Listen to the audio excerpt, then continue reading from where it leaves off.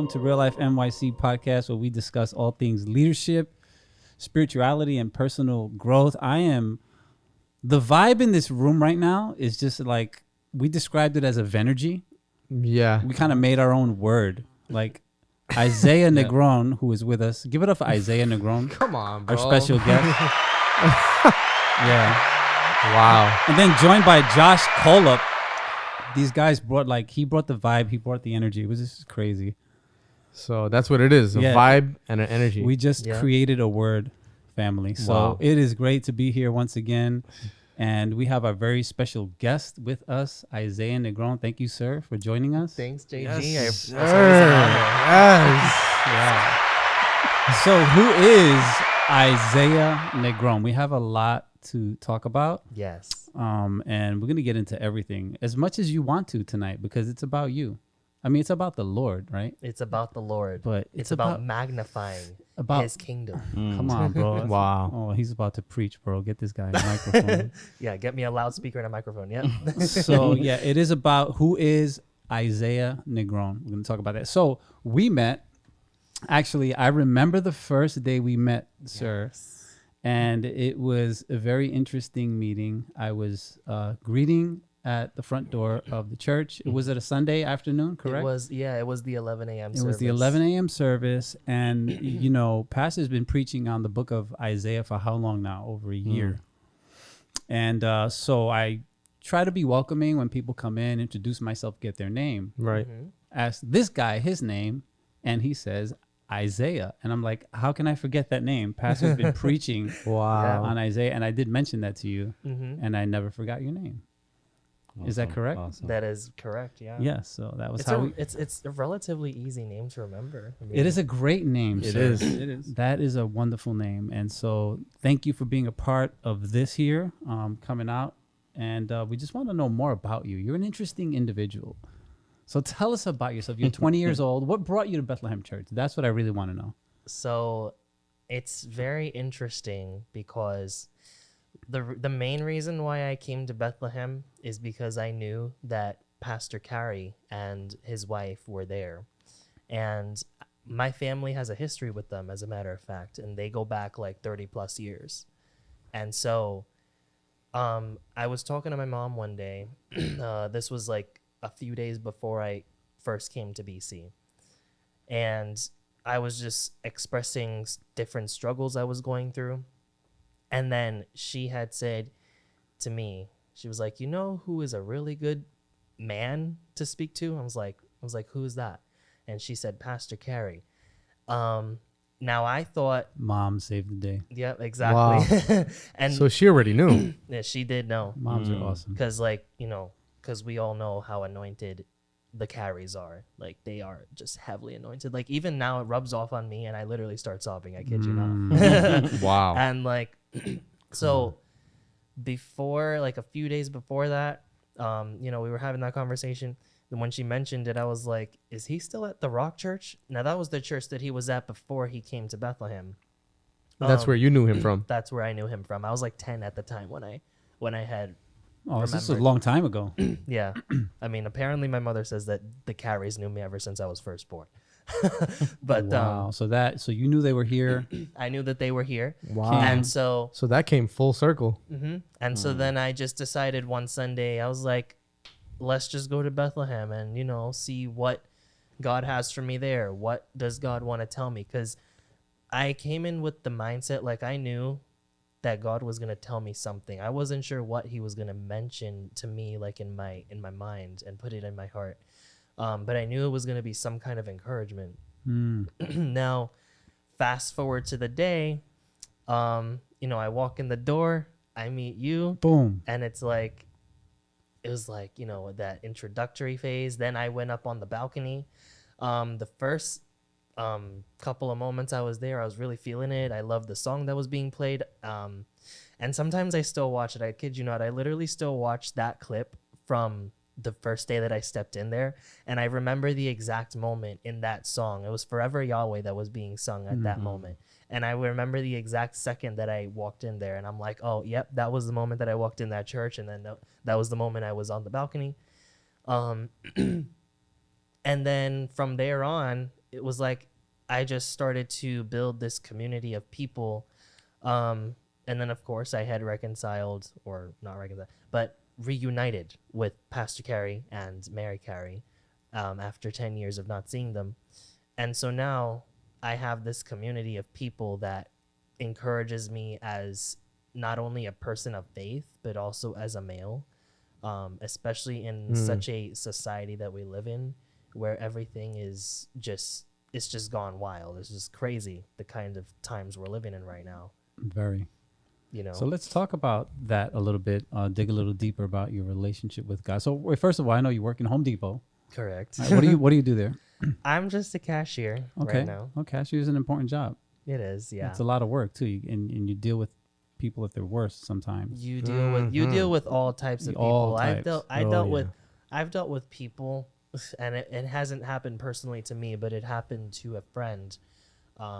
She's also somebody that I invited to BC, and she's came a few times, but it's happened to her where it was her and then the customer and then her husband and then they had kids too. People are wild. It was like the woman was threatening her, and then it can escalate really quickly at the register. Yeah. Like seriously, so it's like we got to be really careful. Yep. You know, and that's one thing that I'm learning is patience when I'm speaking to certain people. And I still continue to learn that even after I've been at the job for a certain amount of time. How long have you been there? I've been there since May 9th. May 9th was the day that I got hired. Okay. And so about almost 6 months now. Okay. So let's talk about your relationship with God. Let's go back a little bit. How did you grow up? What was that like? What was your religious experience growing up? What kind of household? And then what I really want to know is what changed? When did you have that God moment in your life? So I was actually raised in a community of people that were already Christian. I was already born into the church. And the church that my family was rooted in when I was born was Christ Tabernacle. And, you know, when I was very young, I used to go to Sunday school in Christ Tabernacle. And I still remember vaguely the services and stuff like that. And then as I got older, I went into the main service room at Christ Tab. So Jesus was kind of already he was already like involved in our lives very much so, especially on my mom's side and with her sisters. They were very heavily into Jesus. They loved him, like, and they still do. Like, we have a community of people that will lift us up in our family. That's what I love about my family, because it's not just like, oh yeah, we believe in God, but it's like you can feel the anointing that is coming off of those people. And that's what I needed. So during those days, I was very, very young. I was a toddler, and I even remember those days, a lot of them. I remember my grandmother used to teach me about Jesus, and she used to talk to me about him. And from then on, even as a baby, I was like, I sensed that he was real. I knew that he was real. Sometimes I would literally, like, when we went to church, I literally thought that I was gonna physically see him. Come on. Wow. That's the kind of faith that I had. Like, if you want to talk about a childlike faith, that's the kind of faith I had back then. That's beautiful, man. So you said you have sensed Jesus in your life. I always have from childhood. That's beautiful. And so as I got older, as I've went through different experiences and started school, and I was I always had God in the back of my mind, and I would pray and I would talk to God, but it was just praying. It wasn't really meditating on him. It wasn't me getting to know like God for myself. Was there like a disconnect at that time in your life? Did you feel like you were drifting maybe, or?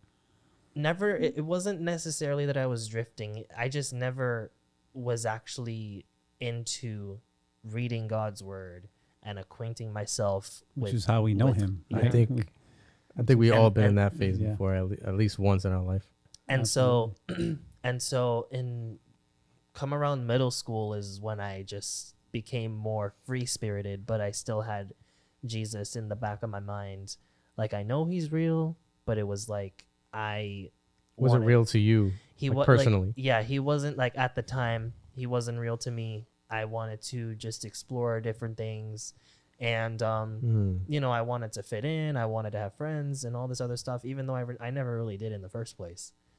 But as time progressed and I started going through a lot of different things at around high school-ish, I came to realize that life without Jesus was a lot more difficult than I had thought it was going to be, because I was in a situation where, first off, I graduated from middle school and I had a lot of insecurities. I was bullied for about a year and a half from 6th grade up until the end of 7th grade. Tell me about the bully, bro. I really want to know about the bully. Oh, it was actually because this is that stuff that forms your character. right. Oh yeah. You know? Tell me about this bully. It was quite bad, for lack of better words. We're gonna find this guy.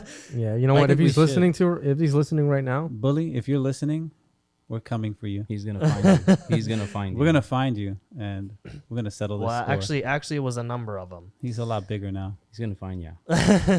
So it's a number of bullies. Yeah, and horrible. the reason why I believe personally, the reason why they had picked on me, and sometimes I think about it, I'm like, you know what? No wonder they picked on me. I hated the way that I sounded and Yeah, conducted but it's myself. such a horrible thing growing up being bullied.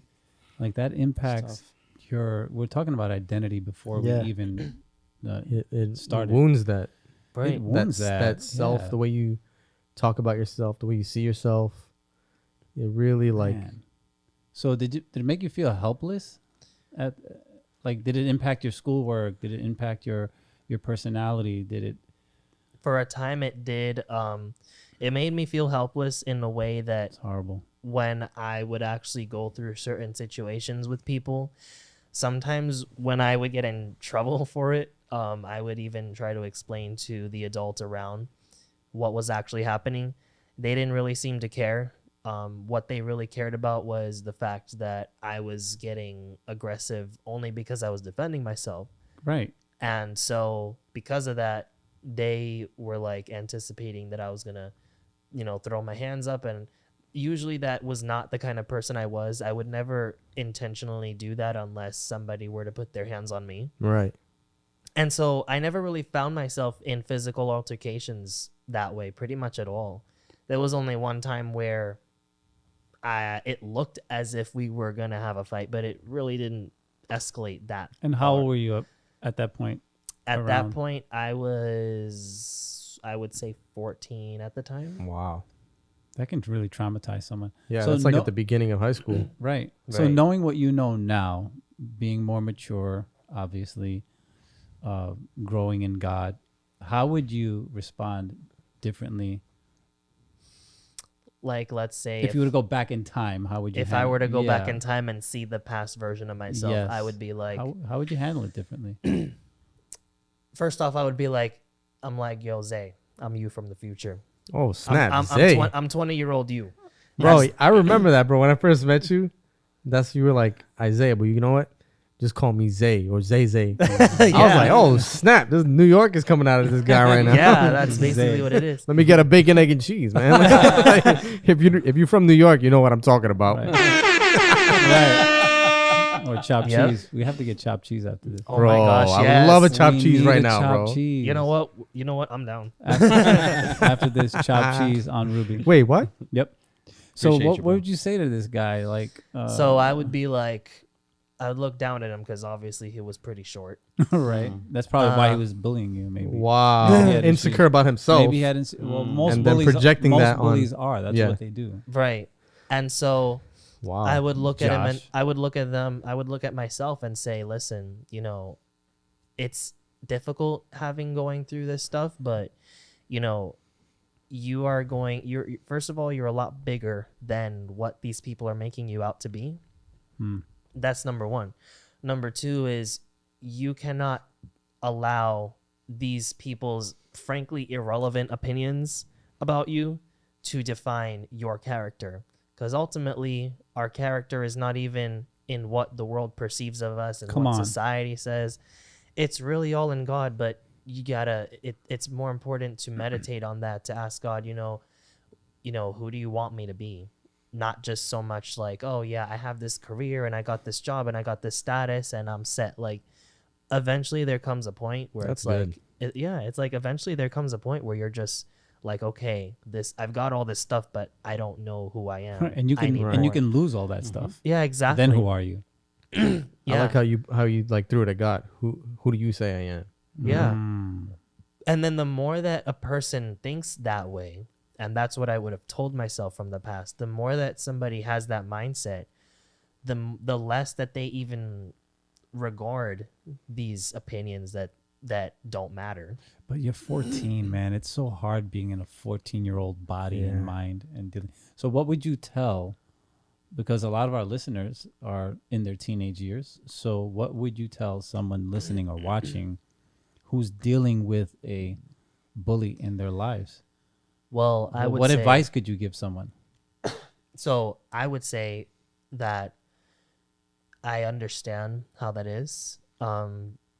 Going through that both in middle school and in high school, but just in different ways. Feeling insecure in many different ways. The only thing I would say is that, you've got a life ahead of you, and you're going to go through a bunch of ups and downs, roller coasters, whatever it is you want to call it. But what's more important is how you deal with that. And if you deal with that by responding in a certain way to these people, it's going to give them power. Like, there was this quote, and my father gave it to me years ago, and I used to have it on my piano. And it says, "Don't get upset at the things people say or do, because they are powerless and your reaction gives them power. And a person's attempt to make you inferior only exposes their weakness." Oh, man, that's great. That's a great quote. Say that again, just for someone who might be being bullied. That was Right. great. Say it again. It says, "Don't get upset at things people say or do. They are powerless and your reaction gives them power. And a person's attempt to make you feel inferior only exposes their weakness." That'll preach right there. Wow. That's good. Wow. That's good. Wow. And it's That deserves a. and it's the Deserves truth. a chopped cheese, man. And it's the truth, though. Like, I look at myself now. I'm like, I've overcome so much stuff in my life. I went through bullying in middle school. In high school, I was just dealing with a lot of people who practically stabbed me in the back, who claimed that they were my friends. Right. But then they just turned their backs on me, ridiculed me, spread This rumors is about why me. you're here today, sir. Exactly. Bro, so that like literally built your character though. It you know, did. it built your like resilience to facing trials. And because of that, you probably like were able to overcome, like, when you overcome something like a bully and you overcome that, it kind of just, it gives you like a backbone. Yeah. So like the next time something comes at you, you like, your head is on straight. You're not responding emotionally. You know what I mean? So that's really good, Hey, bro. Josh, feel free to chime in at any moment, bro. I'm absorbing this. Yeah. Bro. I'm just saying, yeah. I'm getting Like a inspired. sponge. Yeah. I know. I'm getting inspired. We know that someone like Josh never I got think bullied. he was the bully. I think you were the bully. That's probably why he's so quiet. right. He's He like, was- he's probably feeling guilty right now. He's like, oh man. You're like, well. wow. You're Think like- about all the people that he bullied, bro. Unbelievable, bro. You know, Sheesh. I will say though, You're a bully. just to add to what the young man here is saying Yes. is, in middle school, I had a lot of guys, boys, I guess, at the time. They tried to They bully me. tried you, bro. But for some reason, I don't want to take too much from the light, but God has definitely blessed me in a way where people stood up for me. So I never had to raise I my hands. kind of had that same I never- experience. Wow. Yeah, I really never did. had to raise my I don't know. hands. So you I had never favor to- with your peers, and because they will come up to me and say, "Yo, I heard this kid is bullying you." I was like, "Yeah, but don't worry about it. No, I'm gonna take care of him." Yeah, for me, it was the Wow. complete opposite. Right. I So was I'm an like, angel. Like, but you know, just listening to you, I was like, It's an angel protecting you, bro. wow.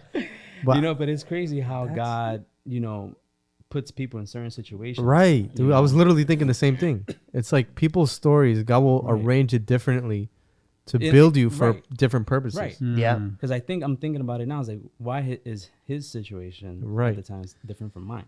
You know, but only God knows. You know, Yeah. and his path is definitely different from mine. You know, so God knows what he's doing. But you seem like a really bright young man, and you seem like you're going after God's heart, and that's awesome. You know, so I applaud you for that. Yeah, You know, despite what you went through. You know, so that's Right. right. And look how far he's brought you, bro. Yeah, So let's talk absolutely. about Jesus in your life, the impact, because so many people see church, religion as this. What's the word I'm looking for, Josh? Mm. People see religion. It's like there's a disconnect. It's like It's just just a something cult. you do. It's not someone you know. It's like a hobby, basically. It's a Right. hobby. It's a social upbringing. You go to church because your family was raised in church. Talk to me about who Jesus is to you. This man, this divine man that you met. Talk to me about that impact in your life. Well, I would have to start at my first encounter with him. Come on. I know we What don't even made have me- enough time, but What made me have that encounter with him. To put it short and sweet, I was basically looking for love in the wrong places. I was in a relationship that was not of God. It was just leading me astray. Now, I have nothing against the person herself, and as a matter of fact, you know, I tell people this as well. Like, I genuinely have a love for her as a person made in God's image. You know, I want her to be well. I hope that she comes to God because she's not saved. So that's one of the main reasons why it never worked out, is because she's not saved genuinely. And so but that's why I distanced myself. So rewind to February of 2018. I was at one of my lowest points. She and I had just gotten out of a pretty bad argument. What it's about is not really that important, but it was after my birthday, like literally a week after that, which made it even worse. of course. Wow. And so I was at a really low point in my life. And the way that God spoke to me was in the weirdest way ever. I kid you not. I was actually watching a movie that was, I would say, a mockery of the book of Noah. I mean, not the book, but the story of Noah.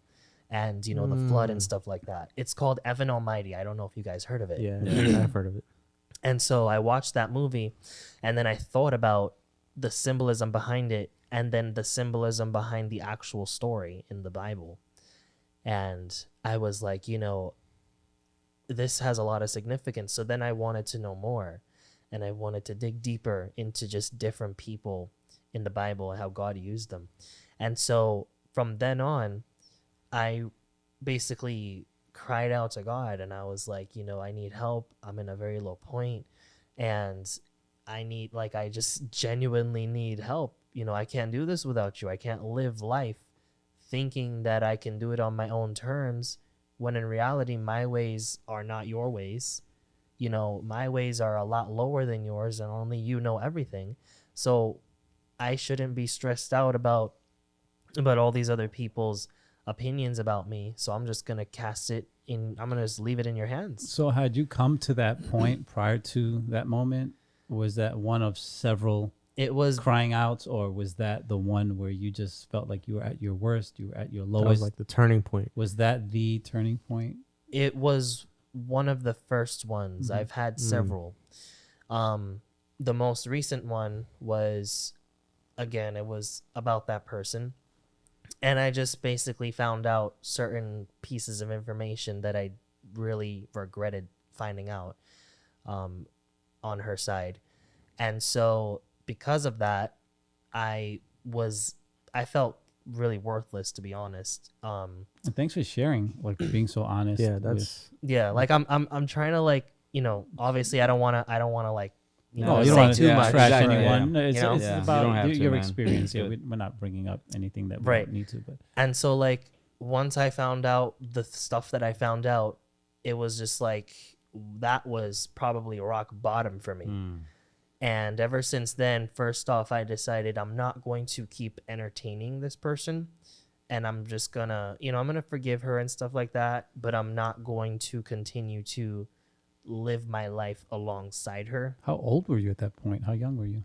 It was actually, what is it, 2022? It was last year, February. This is very recent. It was very recent. wow. And it was one of the most heartbreaking moments of my life. And so ever since then, I realized, like, I couldn't force a situation that God clearly told me many times, like, this is not meant for you, like, you have to move on. And I kept resisting God and resisting. I'm like, but this could possibly work, Trying to and come up with excuses. exactly. And then think we've all been there. and a lot of people are in these relationships where one is saved and one is not, and then the person who's saved is with that person in hopes that they'll save that person. And a lot of times it doesn't end up working out because it's like you're I think I've forcing. heard the term. I've been there. Missionary dating. I've heard Missionary Basically- dating. that. Have you heard that? I've heard That's that. what it was. Missionary dating. And I've shared the gospel with her once, and I didn't do it again because she didn't receive it. And at that point, I was like, you know what, God, she's in your hands at this She's point. in your hands. So that exactly. was your moment. That's when, because of your life choices, that brought you to that because of my life choices. that yeah, place and that low point, yeah, Yeah. exactly. and that's what stirred up. That's what Yeah. stirred up first off my self-worth, because before last year I just was like very up and down about viewing myself a certain way. Man, that's a whole different. That podcast is right that is there. like Yeah. if insecurity had a second definition, it would be Man. myself at that point. Wow. And so from that point on, I realized that I needed to really trust God's timing with, relationships, with careers, like whatever it is in my life that was going to happen. I had to basically look at it as God planting a seed in my life. And that seed represents time, it represents events, it represents myself. Because sometimes I do struggle with being impatient. I'm like, oh, like, why can't this happen right now, God? Like, why do you have to make us wait and Of stuff course, I like think that? that's all of us. Yeah. So that was the low point in your life. Right. But we also know that there's a high point in recent days. There's a Yeah. lovely lady involved. Yeah.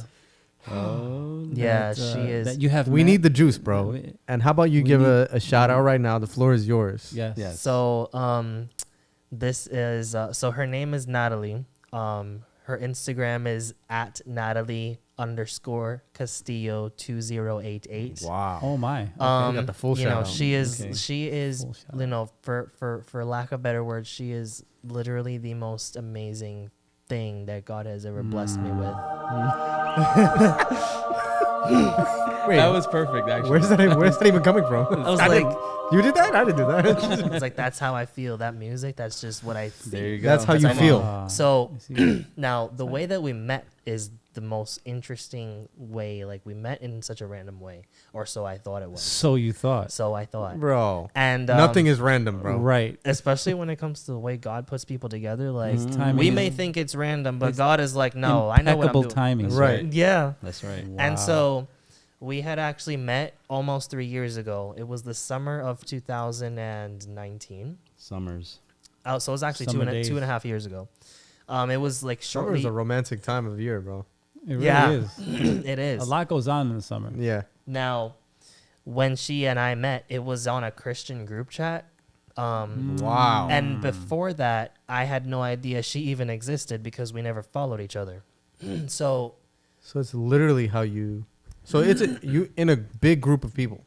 it was about maybe 12 people in that chat, probably. Wow. And so she, we basically started talking through that chat. And then one day she DMs me. She's like, "Hi, brother. What's your YouTube channel?"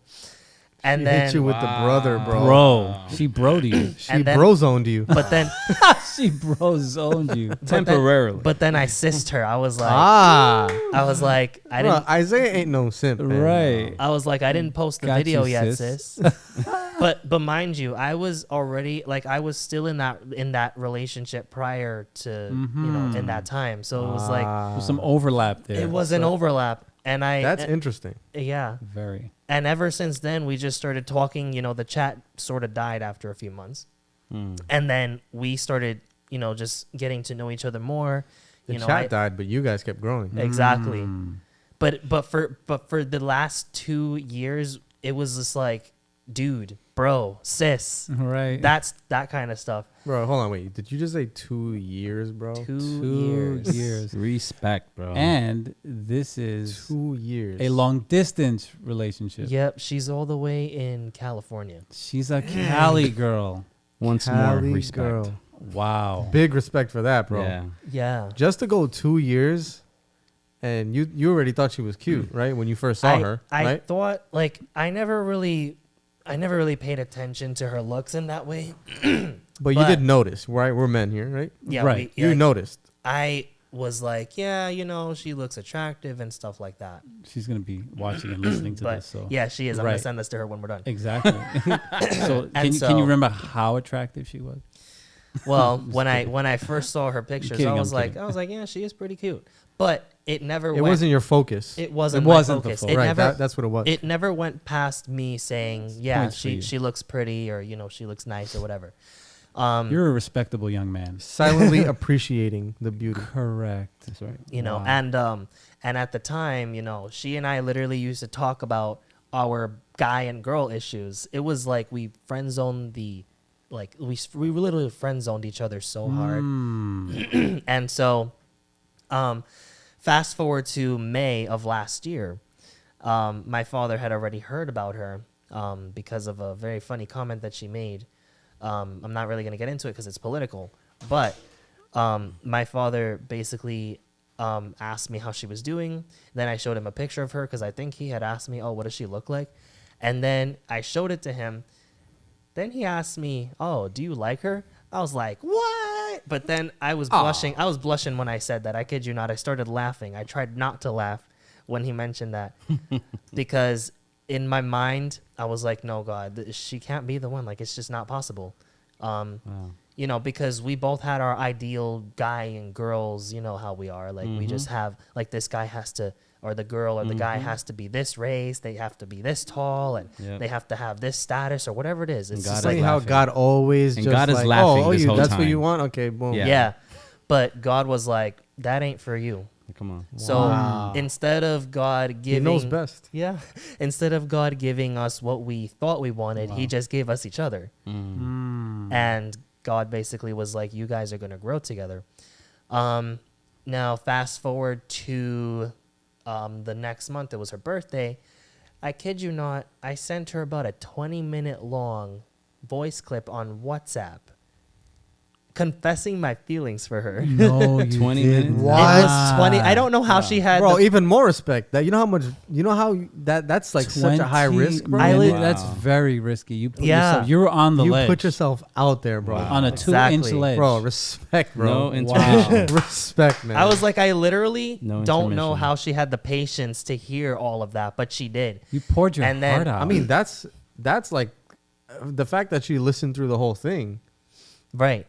But then now what I didn't mention was, and Huge. I should have mentioned this like a moment ago, was that I kind of started was the to wrong feel, number? No, I started to feel that, she and I were already, things were kind of shifting in that direction because she had began to show that energy. okay. But she was kind of in doubt about it as well. So it was like we were both feeling that.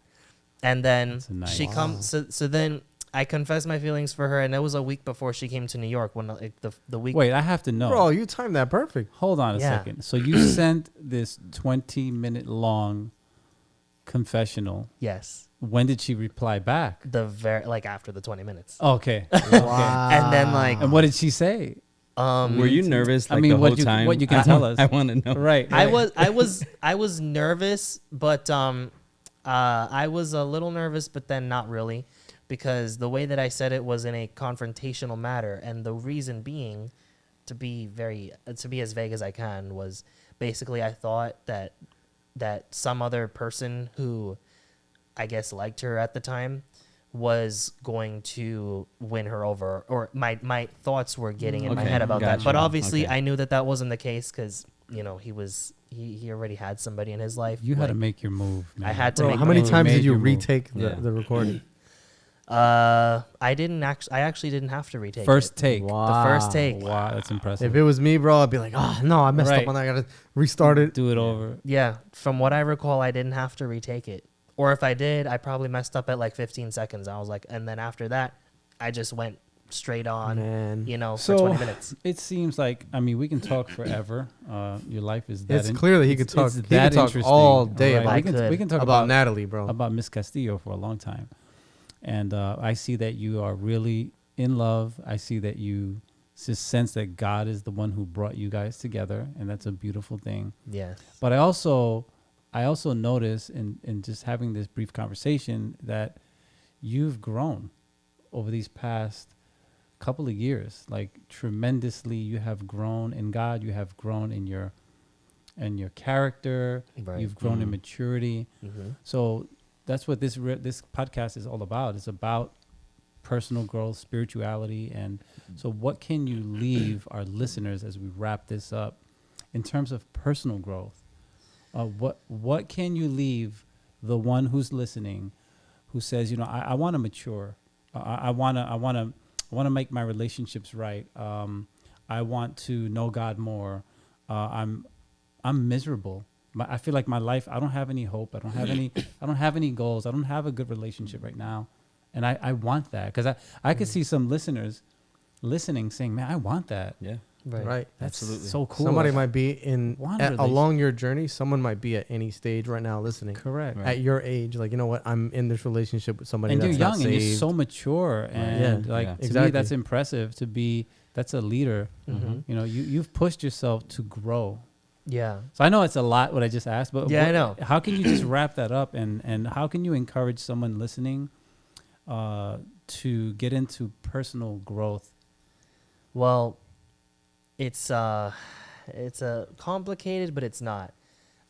First off, addressing the whole thing with people feeling like they don't have purpose. I've met a lot of people like that in my life, because I was also one of those people too. So I'm no stranger to feeling that way. And sometimes even still, even being where I'm at, sometimes I still question my worth. I still question what God has for me, if there's even a plan for me. But the way that I overcome that is meditating on the promises that he makes us when we abide in him, when we go after what he wants, when we have the hearts to chase him. And what ends up happening is our lives start to shift and things become a lot more clear. Like when I started to really meditate on God and pray and stuff like that, I started to realize that I'm a musician, by the way. I'm not just a singer. I'm a pianist. That's right. And so I started to realize the more that I asked God, like, what do you want me to do with this gift? What do you want me to do in just this aspect of life? It became a lot more clear the more that I began to really think about it and meditate on it, because I knew that I didn't have all these gifts and just talents and stuff like that for no reason. The fact that I was able to pick up the piano without anybody teaching me how to do it, Wow. and I'm able to play like a sort of like a junior version of Pastor Carey when I'm really into it. That's amazing. That's all God right there. But the way that you find that, and this is in any aspect of life, is, you think about it, you let it sink into your head, you meditate on it, you're like, God, and you give it to God. You you pray about it. You're like, God, what do you want me to do with this? And the more that you practice that gift, the more that you start to just kind of meditate on yourself as a person. So walk us through that meditation. What does that look like for you? Because I know everyone has a different routine.